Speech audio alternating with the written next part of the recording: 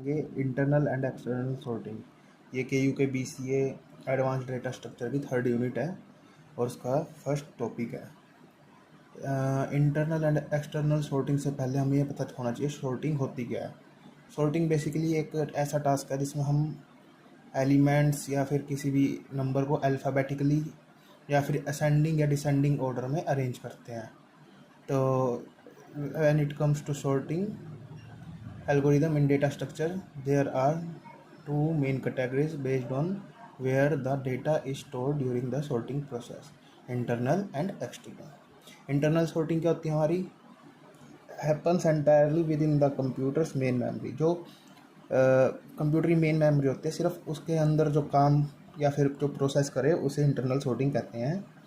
जैसे RAM, this is ideal for situation where the data you are sorting is small enough to fit comfortably in RAM।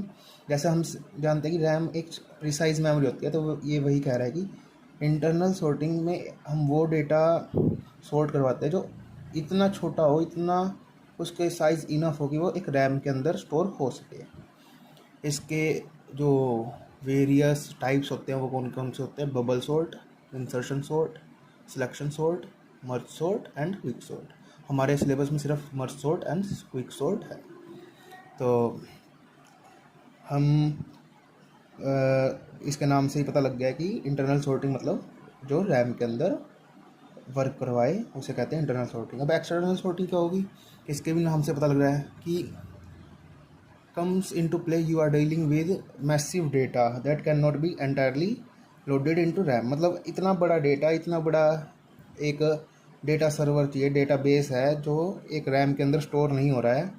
उसको sort करवाने के लिए उसको secondary device में हम स्टोर करवाते हैं। और वो सेकेंडरी डिवाइस कौन से होते हैं? हमारी हार्ड डिस्क होगी, पेन ड्राइव होगी, CD होंगी, DVD होंगी। तो इनके अंदर जो हम डेटा स्टोर करवाते हैं उनको सॉर्ट करने के लिए हम एक्सटर्नल सॉर्टिंग का यूज़ करते हैं। एक्सटर्नल रेडिक सॉर्ट, मर्ज सॉर्ट उसमें भी था, बट वो कौन सी मेमोरी के लिए था? रैम के लिए।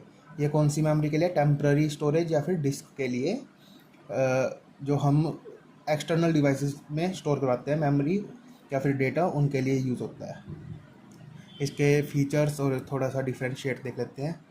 डेटा लोकेशन रैम या फिर और इसकी secondary storage. Data set size इसका स्मॉल होता है, इसका लार्ज होता है।